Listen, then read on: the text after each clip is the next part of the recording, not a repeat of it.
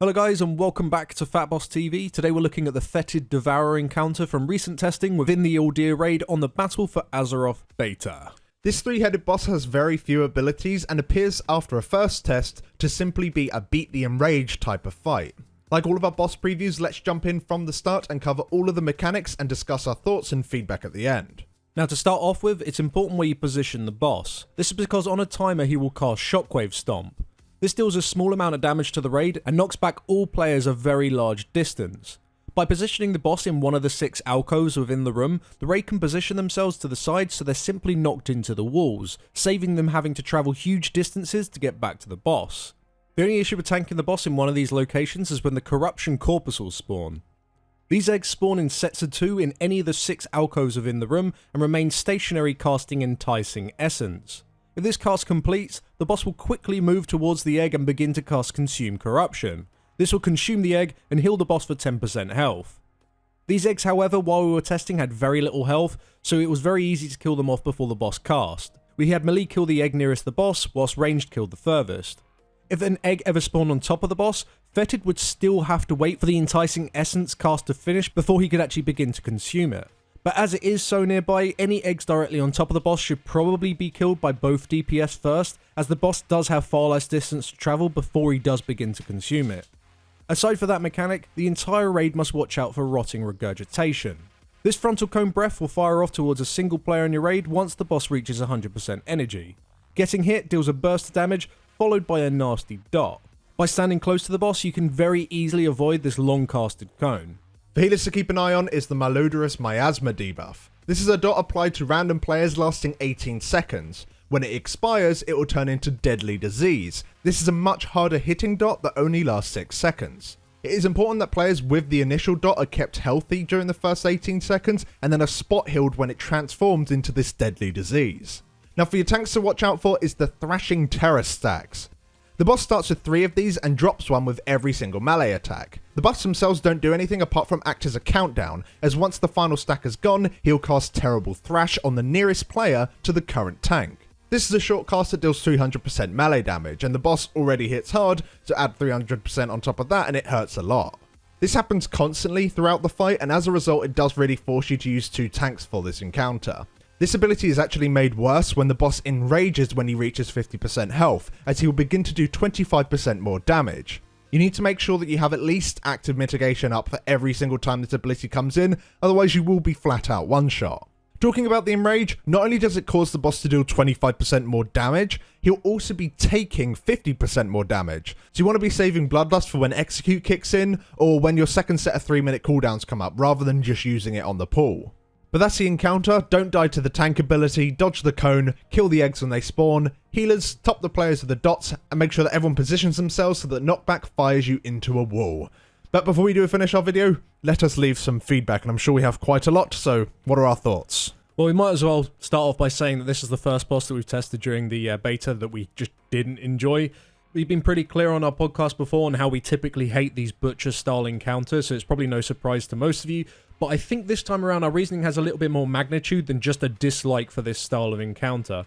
My main issue is that the abilities don't really work or flow very well together. It's like the boss was designed on like a Friday night at 4 PM, so they decided to like place all the abilities on a dartboard and just pick the first 5 they could hit so they could leave early and beat traffic. If you're going to have a fight with very few abilities, it's important that they synergize with each other and are impactful. And the main issue really is the knockback. It's just close to irrelevant. It's too easy just to be stood up against a wall within the alcove or really anywhere within the room. There's nothing that prevents you from doing it or even attempts to make that sort of scenario problematic. And even if you do mess up and you're not up against a wall and you do get knocked miles away from the boss, it's just an inconvenience more than anything else. It's going to make you late for eggs potentially or miss a heal on the tanks, but ultimately that's about it. It just feels like something could be added to either prevent players from standing near walls to counter it, or if they do want you to counter it by standing up against walls, they need to punish players that don't do that.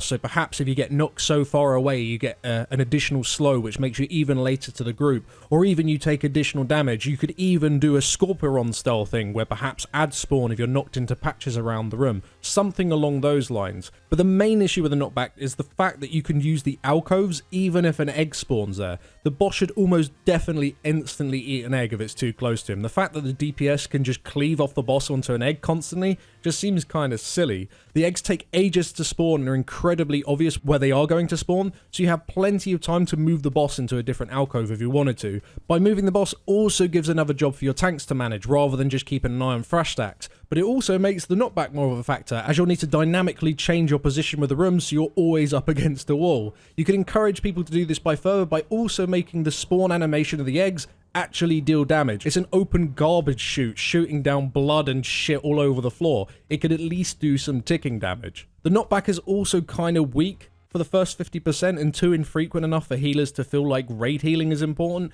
The entire fight from a healer's perspective is just spot healing on either the tanks or players with a dot debuff. This makes AoE-centric healers feel completely ineffective for the first half of the fight, which as a result makes the fight pretty dull for them. If the Enrage was changed, or at least came in at a much later point in the encounter, and the damage from the knockback was tuned up to sort of counter that, it would be a much more exciting experience, especially towards the end of the fight where you'd have to start using cooldowns to, cover the Enraged knockbacks.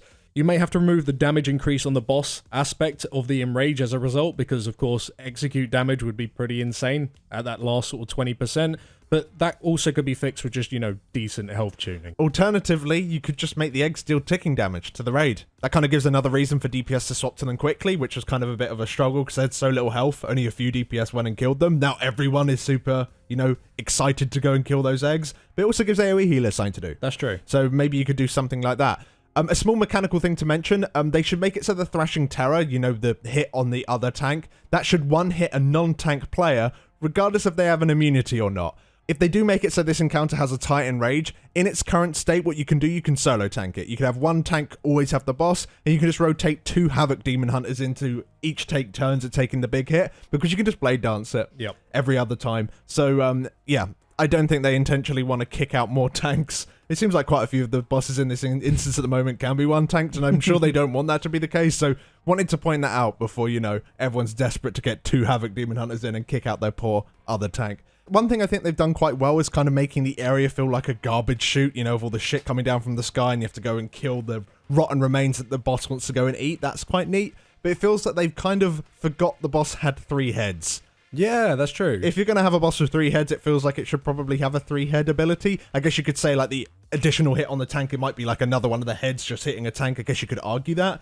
But, Gorm, as an example, he was a boss with 3 heads. He had that crazy 3-breath ability, and you had to, that was, like, the main point of the encounter, was dealing with that 3-breath ability.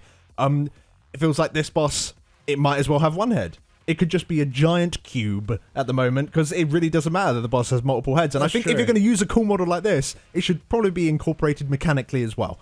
So maybe that's something they add on Mythic. Maybe it's going to be like a Mythic only thing. 3 cones.